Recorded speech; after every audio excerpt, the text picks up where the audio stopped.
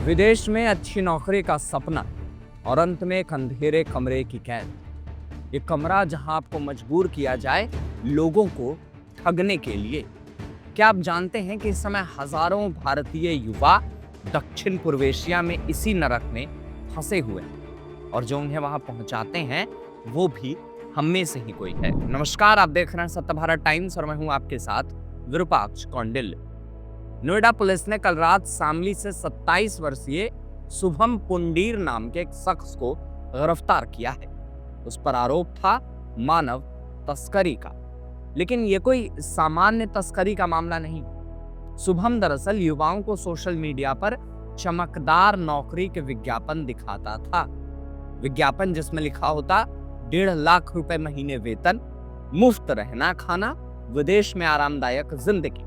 ये सब सुनने में एक सपने सा लगता है, लेकिन हकीकत थाईलैंड या म्यांमार पहुंचते ही इन युवाओं के पासपोर्ट छीन लिए जाते थे।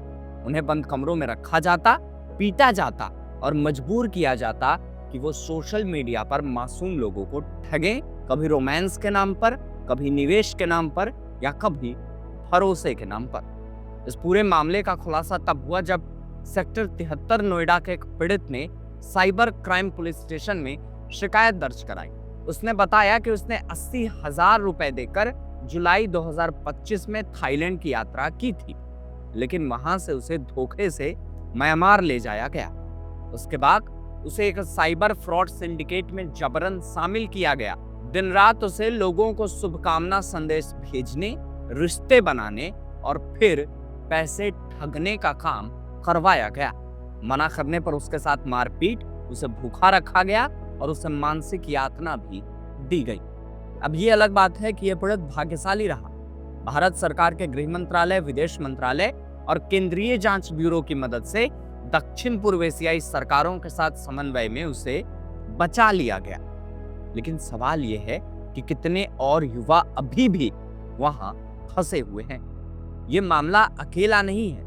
पिछले साल कंबोडिया, लाओस और म्यांमार से 500 से अधिक भारतीयों को बचाया गया, लेकिन विश्व स्वास्थ्य संगठन की रिपोर्ट के अनुसार मानव तस्करी के 70% पीड़ित मानसिक आघात से भी पीड़ित होते हैं।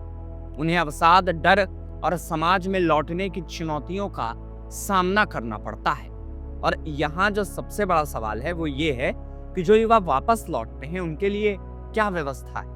क्या उन्हें मानसिक परामर्श मिलता है?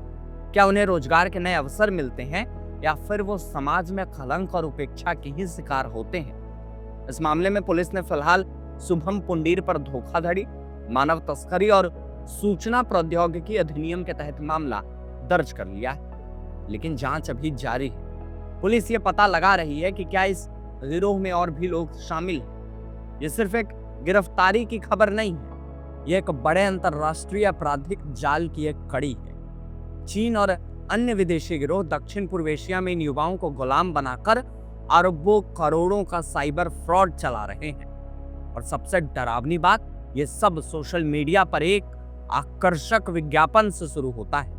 आपकी एक क्लिक, आपका एक फोन कॉल और फिर आपकी जिंदगी बदल जाती है। भारत सरकार ने अंतरराष्ट्रीय एजेंसियों के साथ मिलकर इन गिरोहों पर शिकंजा कसना शुरू कर दिया है, लेकिन सवाल यह है कि क्या यह काफी है? हमें यह समझना होगा कि विदेश में चमकती नौकरी हमेशा सच नहीं होती। हमें अपने युवाओं को जागरूक करना होगा और सबसे जरूरी, जो पीड़ित वापस लौटते हैं उन्हें समाज में सम्मान और सहारा देना होगा, ना कि उपेक्षा। शुभम पुंडीर जैसे तस्करों को सजा मिलनी ही चाहिए, लेकिन जब तक हम अपने युवाओं के सपनों को सुरक्षित रास्ते नहीं देंगे, जब तक हम पीड़ितों के पुनर्वास पर ध्यान नहीं देंगे, ये कहानी दोहराती रहेगी। तो अंत में सवाल यही है कि क्या हम तैयार हैं इस लड़ाई के लिए? इन खबरों पर बाकी अपडेट्स के लिए आप बने रहे हमारे साथ और देखते रहें सत्य भारत टाइम्स।